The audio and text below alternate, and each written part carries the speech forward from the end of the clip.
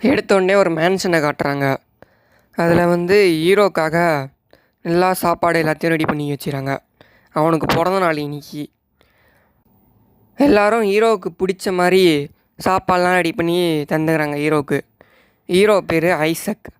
ஹான்ஸுன்ற ஒரு சர்வெண்ட்டுமே அவனுக்கு கிஃப்ட் தராங்க. அவனும் வந்து எதுக்கு இதெல்லாம் தரீங்க வேணாம் அப்படி சொல்கிறான். ஏன்னா இவன் வந்து லோபுல் அந்த மாதிரி ஆகணும்ல, அதனால் சர்வெண்ட்டு கொஞ்சம் ஏழை. ஆனால் ஹான்ஸுமே சொல்கிறான், இந்த மாதிரி நீங்கள் வந்து என் பையனுக்காக நிறைய பண்ணிக்கிறீங்க. அவன் சாக போகிற நிலமையிலே அவங்களுக்காக நீங்கள் தான் மெடிசன்லாம் வாங்கி தந்தீங்க. அதை கம்பேர் பண்ணால் இந்த மாதிரி கிஃப்ட்லாம் உங்களுக்கு ஒன்றுமே இல்லை, எடுத்துக்கோங்க இதை அப்படின்னு சொல்கிறான். ஐசக்கும் வேறு வழி இல்லைன்னு எடுத்துக்கிறான் அந்த கிஃப்ட்டையும். இந்த மாதிரி சந்தோஷமாக போயிட்டு இருக்கும்போது அப்போ அண்ணன் என்னன்னு எவனோ ஒருத்தன் வரான். பார்த்தா அவனோட தம்பி தான் ஜான்சன்னு. கிட்டார் எடுத்துக்கிட்டு வந்து நான் உங்களுக்காக வாசித்து காட்டுறேன் அப்படின்னு சொல்கிறான்.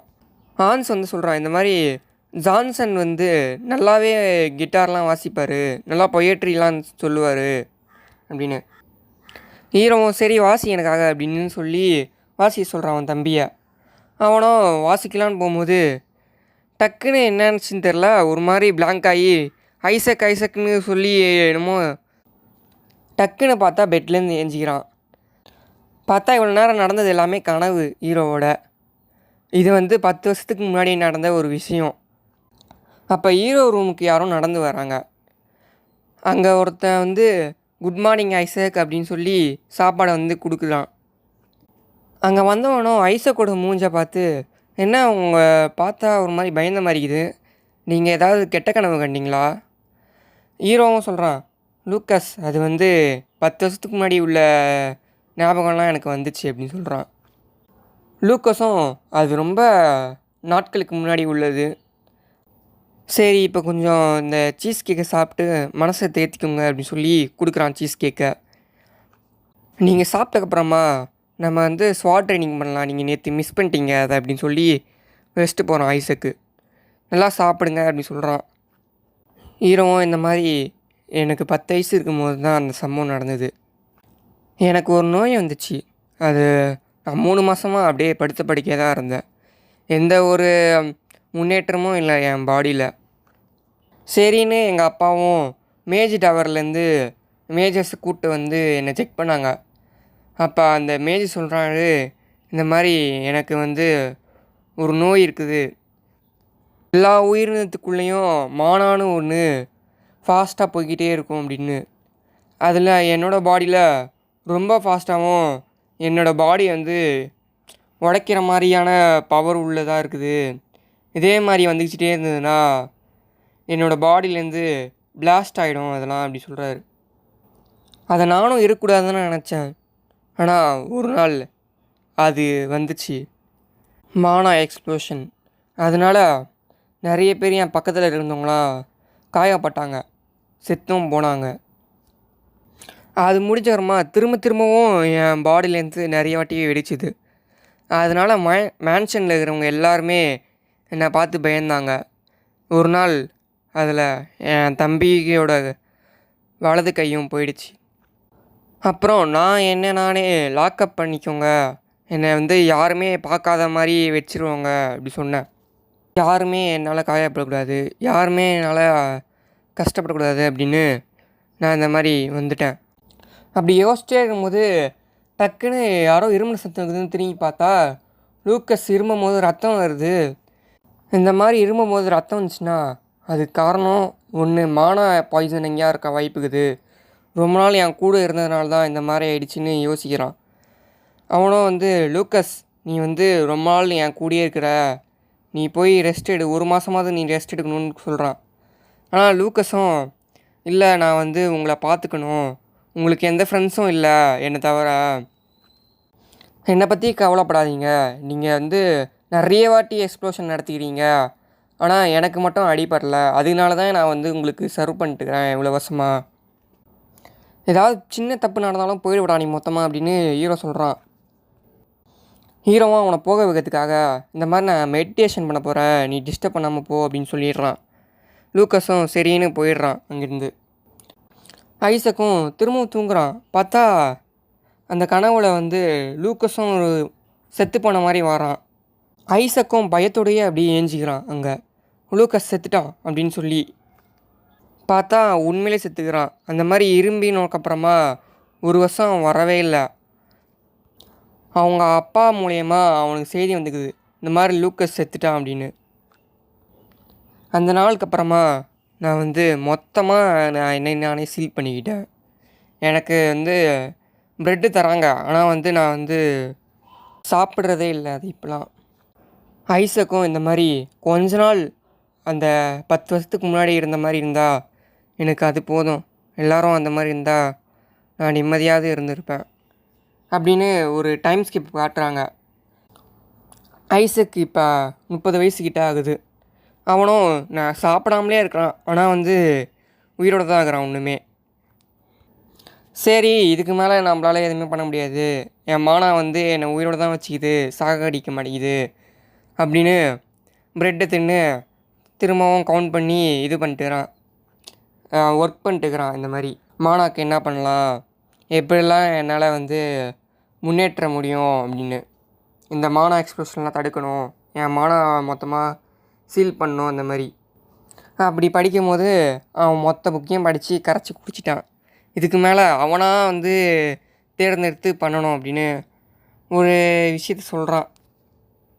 யாரோட பயணத்தை தொடங்கத்தில் இந்த மாதிரி ரொம்ப தனிமையிலையும் எல்லா சக்திக்கு முன்னாடி தனியாகவும் அந்த உலகத்தில் மானா அப்புறம் நீ 2 மட்டும்தான் உயிரோடு இருப்பீங்க.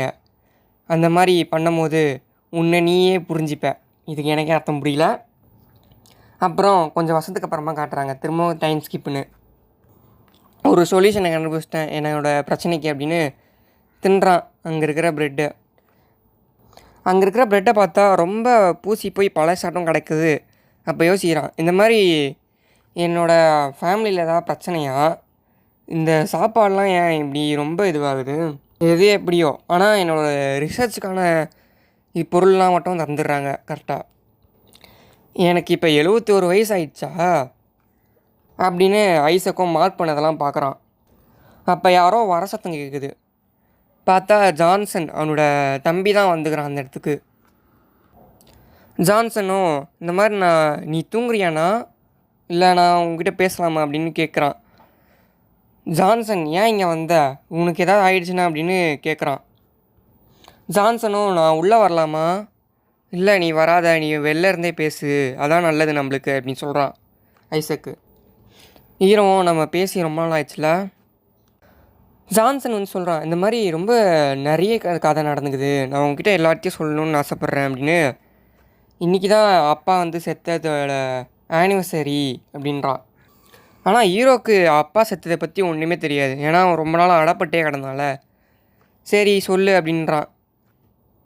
30 வருஷத்துக்கு முன்னாடி அதாச்சு இதாச்சு அப்படின்னு. ஃபஸ்ட்டு என்னாச்சு, பிரின்சஸ்லாம் வந்தாங்க, ப்ரீஸ்ட்லாம் ஆச்சு அப்படின்னு எல்லா கதையும் சொல்லிட்டுக்கிறான் ஐசக்கிட்ட. அப்படியே ஒரு ஃபேமிலி ரீயூனியன் மாதிரி. ஹீரோக்கும் இது 10 வருஷத்துக்கு முன்னாடி நடந்த மாதிரியே இருக்குது, நானும் ஜான்சனும் நல்லா பேசிக்கிட்டு இருக்கிறோம் அப்படின்னு. ஐசக்கும் இந்த மாதிரி நீ நல்லாவே கதைலாம் சொல்கிற, உனக்கு நல்லா டேலண்ட் இருக்குது அப்படின்றான். ஆமாம், எனக்கு அதில் இருக்குது நிறைய டேலண்ட்டு. நான் சின்ன வயசில் வந்து சுற்றிக்கிட்டு இருப்பேன் அங்கிட்ட இங்கிட்டுன்னு, அப்புறம் போயட்ரி அந்த மாதிரியே பேசிகிட்டு இருப்பேன். என்ன என்னோடய ஒரு கை போனதுனால இப்போ கொஞ்சம் கஷ்டமாகுது அப்படின்னு சொல்கிறான். ஐசக்கும் இந்த மாதிரி என்னால் தானே ஆச்சு அப்படின்னு ரொம்ப வருத்தப்படுறான். அப்போ ஜான்சனும் சொல்கிறான், உனக்கு இந்த மாதிரி தெரியும்ல, நான் அம்மா அப்புறம் அப்பா எல்லோரும் உன்னை வெறுக்கிறோம் அப்படின்னு. அப்புறம் உன்னை ரொம்ப மிஸ் பண்ணோம் பிரதர், ரொம்ப ரொம்ப மிஸ் பண்ணிட்டு இருந்தோம். எங்களுக்கு உன்னை ரொம்ப பிடிக்கும். பல வருஷமாக நம்மளோட மூஞ்சங்களை பார்த்ததே இல்லைல்ல, நீ எப்படி இருப்பேன்னு எனக்கு தெரியாது, நான் எப்படி இருப்பேனும் உனக்கு தெரியாது. அப்போ ஜான்சனும் ஒரு மாதிரி இருமிக்கிட்டே பேசுகிறான். வாரம் நடந்தது, அப்போ ஒரு கேட் மாதிரி ஓப்பன் ஆச்சு, அதுலேருந்து மான்ஸ்டர்ஸ்லாம் வந்துச்சு, அதெல்லாம் நம்ம பார்த்ததே இல்லை, அந்த மாதிரி வந்துச்சு. ரேடக்கன்னு ஒரு புது ரிலீஜியன் வேறு வந்துச்சு அங்கிட்டு அப்படின்னு சொல்லிட்டு இருக்கிற போதே ஒரு மாதிரி பேசிகிட்டு இருக்கிறான். இந்த மாதிரி சாகிறவங்க ஒரு மாதிரி தாய்ங்க ஸ்ட்ரகிள் ஆவாங்களே அந்த மாதிரி பேசிட்டுறான். ஹீரோக்கும் என்னமோ தப்பாக இருக்குது அப்படின்னு பார்க்குறான். ஜான்சனும் இந்த மாதிரி நீயாவது கடைசி வரைக்கும் கொஞ்சம் நல்ல வாழ்க்கையை வாழ்ந்த, கொஞ்சம் கம்ஃபர்டபுளாக இங்கே நாங்கள் போர் பண்ணும்போது அது வரைக்கும் எனக்கு சந்தோஷம் அப்படின்னு சொல்கிறான். ஐசக்கும் நான் இந்த மாதிரி சீக்கிரமாகவே நோட்டீஸ் பண்ணியிருக்கணும் இதை அப்படின்னு சொல்லி பார்த்தா ரத்தமாக வந்துட்டுக்குது இந்த கதவுலேருந்து. பார்த்தா ஜான்சன் வந்து செத்து கிடக்குறான் கத்தி குத்தில். அவனே குத்திக்கிட்ட மாதிரி தான் தெரியாது. எப்படியோ அவன் மேனேஜ் பண்ணி இவ்வளோ தூரம் வந்துக்கிறான், என்கிட்ட இவ்வளோ நேரம் பேசிக்கிறான், நம்ம போனோம் இங்கேருந்து அப்படின்னு சொல்லி ஜான்சனை தூக்குறான் ஹீரோ. ஏன்னா உன்னை ப்ராப்பராக அடக்கம் பண்ணணும் அப்படின்னு சொல்லி வெளில வந்து பார்க்குறான்.